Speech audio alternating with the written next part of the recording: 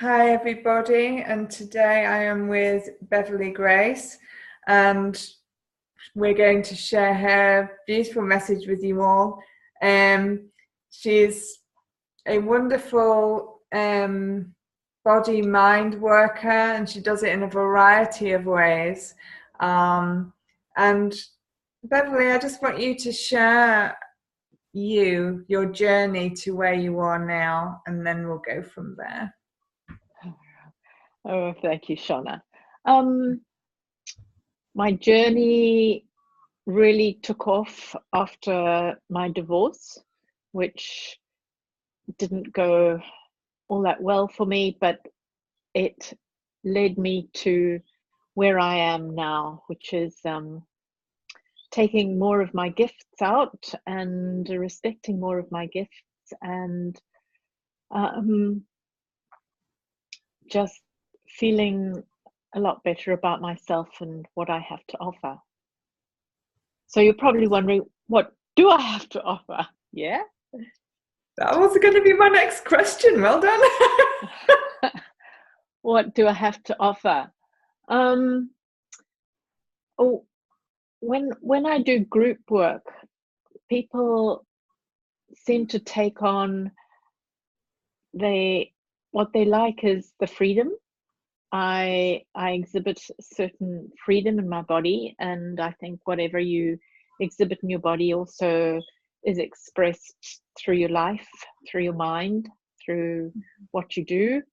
And I think we take on a lot of other people's garbage, and if we can find creative, fun ways to put those to the side and move on with our own freedom and expressiveness, then I think that would really help humanity. Yeah. To be more expressive and flowing with life, this open feeling. Yes, that is really what we're about, and it's just a fantastic little sum up there, because it's about freedom. It's about finding freedom of expression in whatever way that is for you, isn't it? And you do it in so many ways, don't you? I mean, you're an artist, you're an expressive arts therapist, you do facilitating. Tell us all about your beauty and what you do with it. I love to move.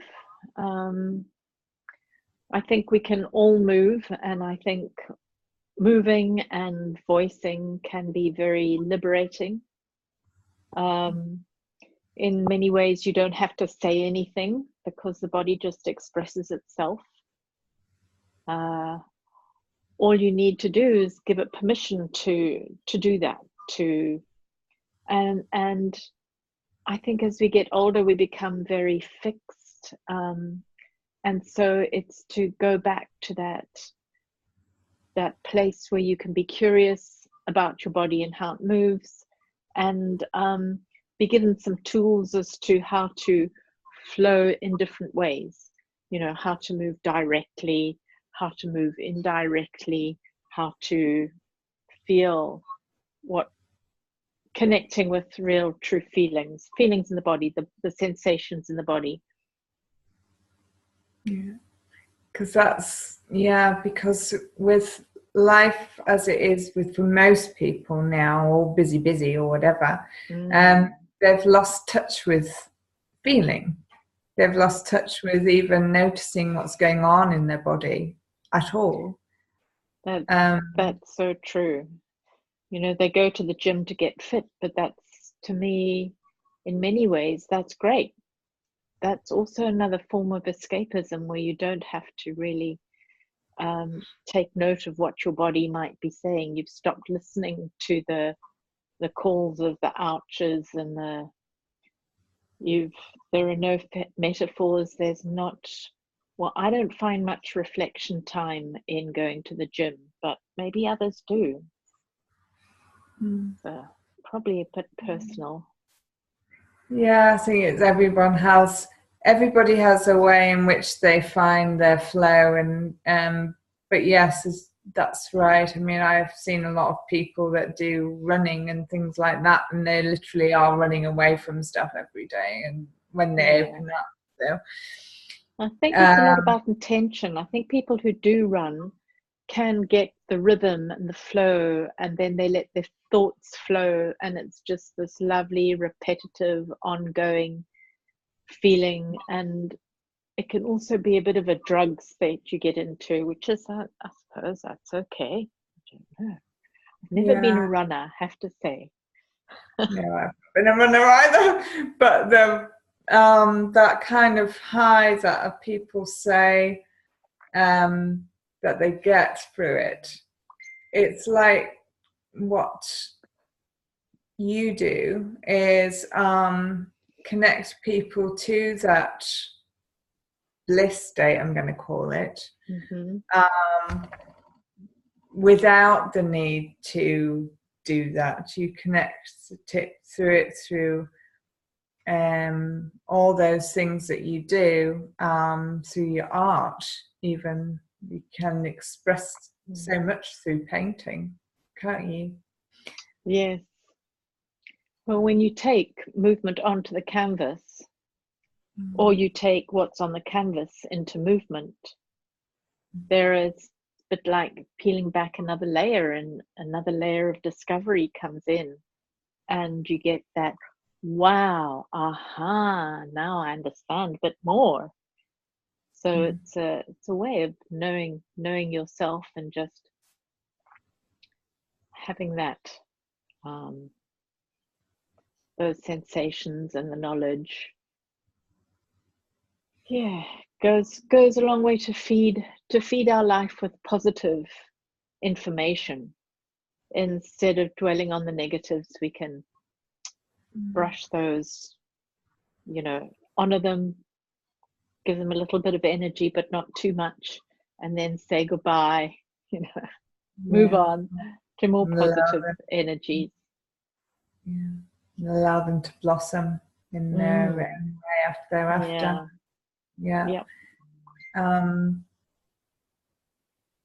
Because I find so many can't express themselves through words, so you must help people quite a lot through the art.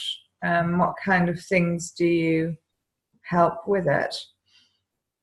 Well, I think depression might be one thing. People get stuck and they can't move, so if they move their body, they can start moving other areas. I've also just finished doing an NLP and a timeline therapy course, which I think really unblocks people's emotions that are tied to the events. So I'm going to be exploring ways of taking that into moving, drawing, writing. And in a group, you have that witnessing component that I think is also quite important. And it's just allowing it to flow out. But it's interesting, as you say, because how it helps the mind to flow through through movement and the paintbrush. I've witnessed that myself, and actually my own family, that they can express themselves so clearly through paint and a paintbrush, and yet they can't say much at all. They can't articulate the And I think the body has just got some wonderful metaphors that we can use. And so connecting with the body, so that's where my remedial massage comes in, and the finding the metaphors, doing the drawings, peeling back the layers. And sometimes you have to confront before you are able to let something go and have the new finding. So there's there's a time when you're confronting your drawing and it's releasing through the movement, and then you've moved through it, you've integrated something into what you are doing in life, and it seems to, for me, it sticks, it stays, because it's embodied. You have it in your body, so it's a lot easier to take that and integrate it than something that's in the mind. It's all in the unconscious rather than sort of up here still. Yeah. Yeah. Fabulous. And I noticed. Sorry. Yeah. Well, I noticed as well, one of the things that you help with is facilitating the mind, and you do work with people with dementia, do you? My mother has dementia, and so I thought I'd do the courses and find out really what it's like to have dementia. Mm-hmm. I have done some movement with dementia, and it's seated movement, and I haven't had a lot of experience, but I think I'm going to promote my working with the people who are aging.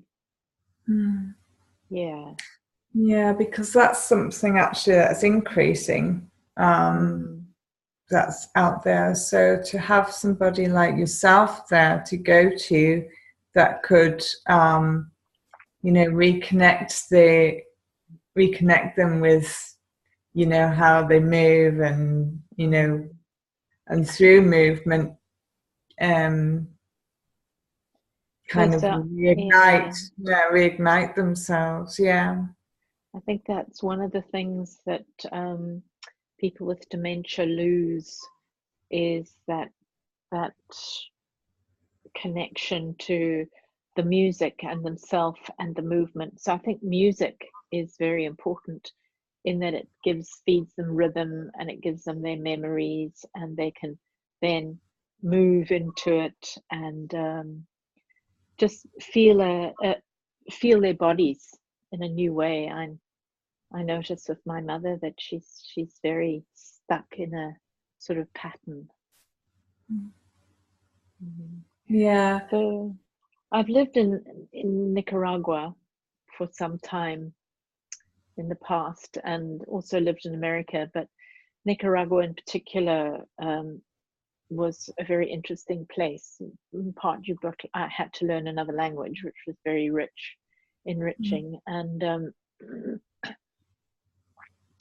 I'd like to go back there and take some of these skills to the people there and see how that goes.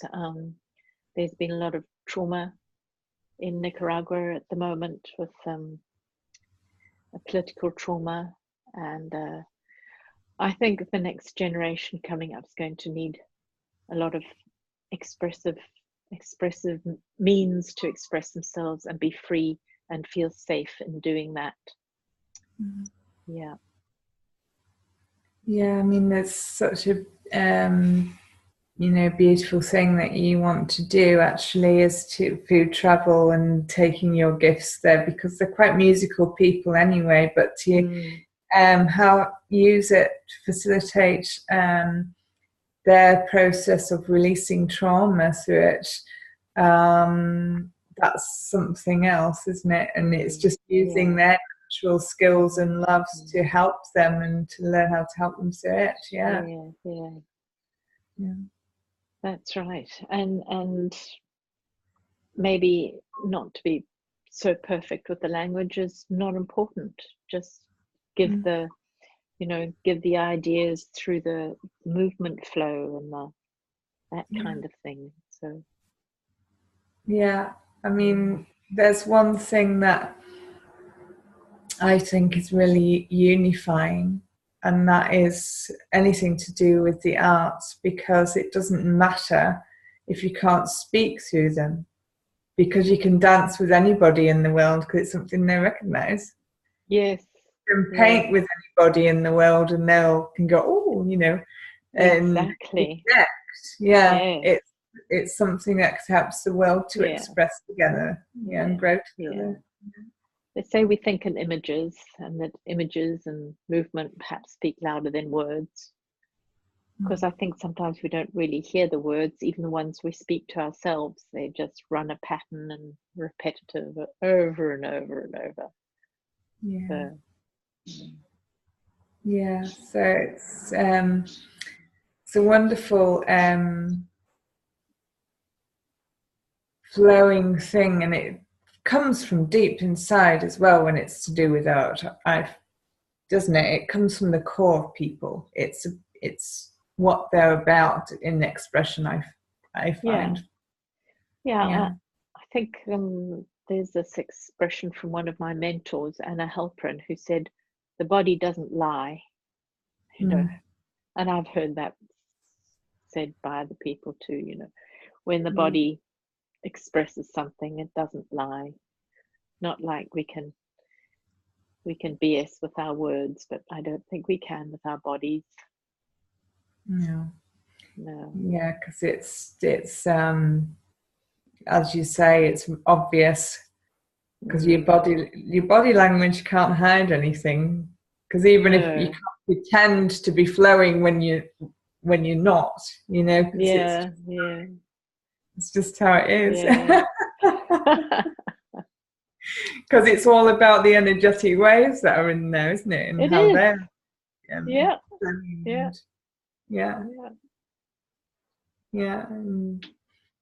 and that's and I look at my paintings now differently, and I see, wow, that was a lot of energy there. Ooh. It's bouncing off the walls. Where's this energy going? And mostly that's what my paintings are, pretty energetic. I suppose there will come a period in time when they'll be a lot calmer and they'll be more restful, but right at this moment in time, just take them as they are, respect them for however they come out, and that's okay. So. Why should they ever change and become anything less than energetic? Well, because it's who you are, and it reflects a period in time. So there's going to be a period in time when I'm less here, there, everywhere, going. There's going to be a time of, you know, stillness, and I think that my paintings in time will reflect that period in time.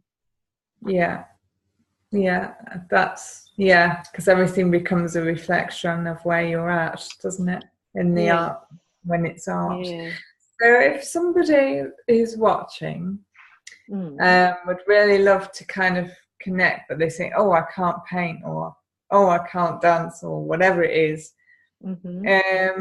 what would your message to them be?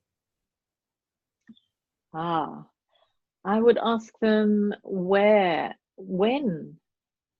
that belief was implanted into their mind, and perhaps don't listen to it, but just do it. Get some paper and have fun. Have fun mostly. Go to the fun pleasure place. Just do it. Don't believe it. Don't believe that you can't draw, can't paint, can't dance, can't sing, because that's just a belief, and it came from somewhere. Look at where it came from. Do you believe that? Do you really believe that? Is that your belief or somebody else's belief? Usually you'll find that somebody else has planted that in your mind, then you've bought into it and believe it. Yeah, absolutely. I've been guilty of that myself, taking on other people's thing, and then actually I'm thinking, oh, I'm going to do it anyway. Yes, good. And and I've done a few daredevil things, actually, by having that perspective. Oh, they say I can't, I'll do it anyway.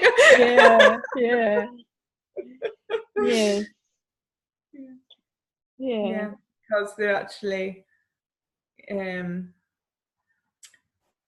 I always kind of have the view there's no such thing as can't. When you really dig deep inside, you always can find some way of doing something.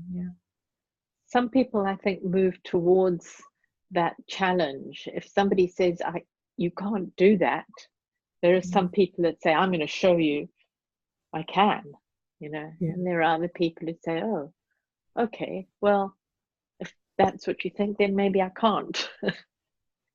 They trust others more than they trust themselves. So trust yourself.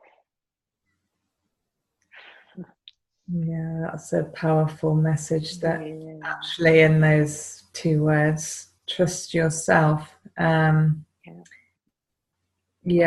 Because it, in a way as well, it's a way of expressing and releasing. It can be very healing, I think, doing anything artistic. And sometimes you can sing a song and you end up crying by the end because it's touched something, or and you start off thinking, oh, I'm going to paint something this way because I'm feeling in this mood, and then actually you connect with something and you end up doing something totally different. Absolutely. That's the lovely surprises you get when you paint and when you move. So if I was to ask you what your message is for everybody, your core message, as in what's pressing on your heart right now, for people to know about you and the gifts that you have and how they would help them, what would your message be for them? Big question. A big one, Shauna. Yes. Break it down a little bit. What gifts do I have that others might want to take out there?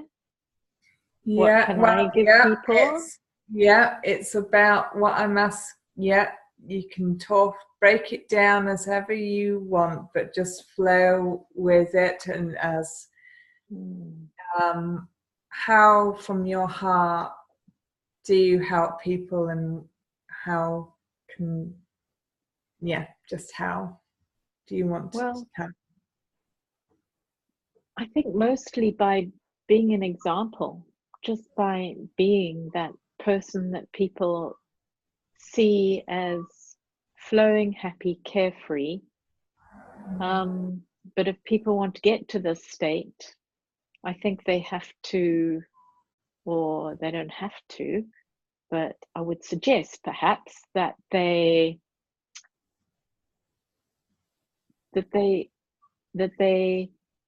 find somewhere where they can move freely and express themselves openly, and sing from the heart, draw from the heart, write from the heart. Go into some of those creative modalities. Go and play with your photographs, but look for the metaphors, reflect, look for the meaning. Okay, I took a nice series of pictures. What are they saying? They just, if they have no connection to the heart, then what feeds your heart, what gives your heart energy, I suppose, is it helping others to express themselves? Is it just helping people to be themselves, helping people to be happier about who they are and what they have in life?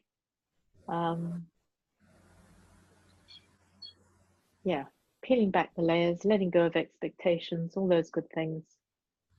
Yeah, that's a really good message there, and also as you said earlier as well, the connection with the childlike curiosity or Oh, yeah, really exploration, and what happens if I do this, and what happens if I do yeah. Yes, it gets lost as we become adults, very responsible beings, responsible for everything. But if we allow ourselves to be curious, and it's okay to fail, it's okay if something doesn't work, just accept it as a learning, not a failure. Yeah, that is a really good point. There is, and some people actually say there's no such thing as failure. It's just a lesson to be learned. Yes. Leave those erasers at home when you draw. Don't take an eraser with you. Those extra lines of energy lines, the flow lines, don't look at them as mistakes. No. Yeah, it's all part of you. And if there's something I find as well, when I draw something and I think, oh, I don't like how I've done that bit there. And then I think, oh, but this is meant to be reflective of me. And I'm like, oh, what do I do? Like, what is it I'm not liking today? Yeah. But it's very good at showing you, isn't it, art? It's very good at showing you anything artistic is. Yeah. Yeah. Yeah. And so do you have classes and things that you teach and things like that? My focus has been recently a lot of caring for my mother and father. My classes are coming together again, and I'll be doing one-on-one sessions with people, as well as, and I can work with people online or over the phone, and that's very doable. Working through, sifting through emotions, where they come from, letting them go, moving into your drawing, moving the body into the drawing, and the drawing into the body, and the words and the thoughts. And we can do that online, over the phone. Otherwise, my classes are happening in Adelaide. When mum passes, which may not be too far away, then and I might start taking more of my classes into other parts of Australia. I'd really like to do that, or to Nicaragua, where my children are, and it's likely that they'll end up in Nicaragua, so it's possible that I might end up there. Awesome. That sounds fabulous. Wonderful journey that's just beginning to unfold in your life. That's right, and I think this is just part of it. The Absolutely. project that you and Heather are launching sounds pretty awesome, and lovely. It's lovely to have you as part of it. It's because the fluidity that you provide people through what you do is something that, because there's so many people out there that want help but aren't good at speaking about it. Yes, those are ones that need to come and see me. I'd love to speak to them and help them find that fluid place. Yeah, and that's a wonderful place to fit into, because to be able to express in any way is a wonderful thing, and a very repairing thing. It helps you to restore, just to be able to write things down as they pop, or draw things, or whatever it is, as they flow through. And that's a wonderful thing to provide for people. If you want to connect with Beverley, you can through the website. It's atough-world-out-there.com, and she would love to hear from you and help you move forward in your world. And is there anything else that you wish to share with everybody, Beverley? Just go out there and do it and have fun. Find the pleasure in everything you do. That's it. Oh, lovely. Thank you very much for joining us today. It's been a pleasure. Thank you very